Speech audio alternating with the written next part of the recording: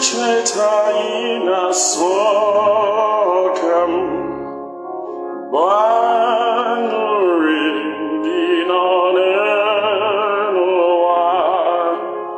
Manwe Jesu jigudeber Nyabrife kasifenine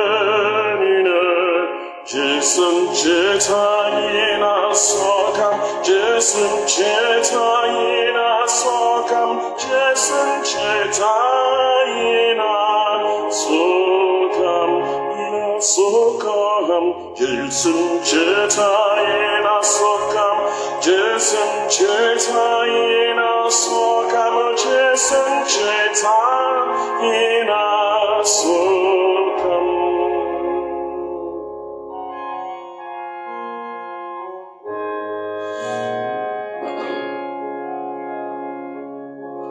Boba no abunebe nante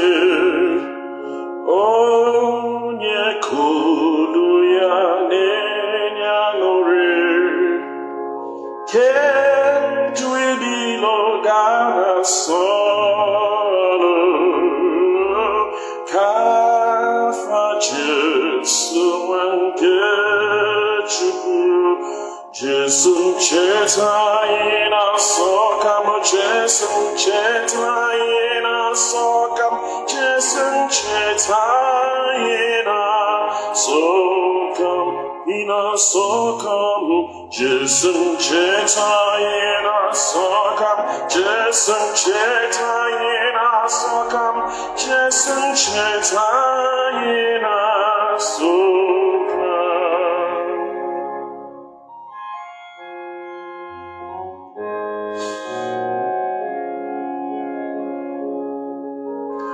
Jesu buncheku bendincho Yabwihe aninine nacho Ona tobindi choroya Ogabu yini manchotaya Jesun Chetayi na sokam Jesun Chetayi na sokam Jesun Chetayi na sokam Jesun Chetayi na sokam Jesun Chetayi na sokam Jesun Chetayi na sokam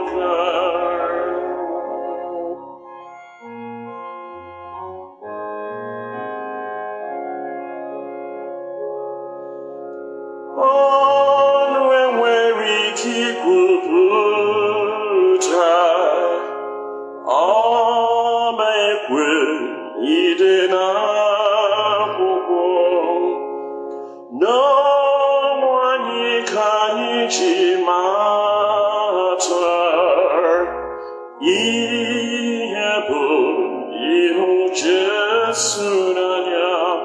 Jesun Chetayi na sokam Jesun Chetayi na sokam Jesun Chetayi na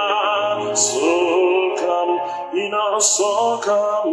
Jesun Chetayi na sokam Jesun Chetayi na sokam Jesun Chetayi na sokam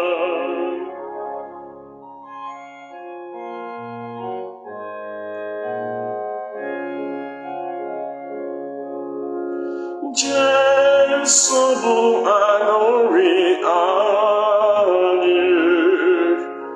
ịbụkwa nke anyị n'oriri, nke akwadobere n'eluigwe n'ime otito ndụ ebere. Amen. Jesu Chetayi na sokam Jesu Chetayi na sokam Jesu Chetayi na sokam sokam, Jesun chetaina sokam, Jesun chetaina sokam, Jesun chetaina sokam.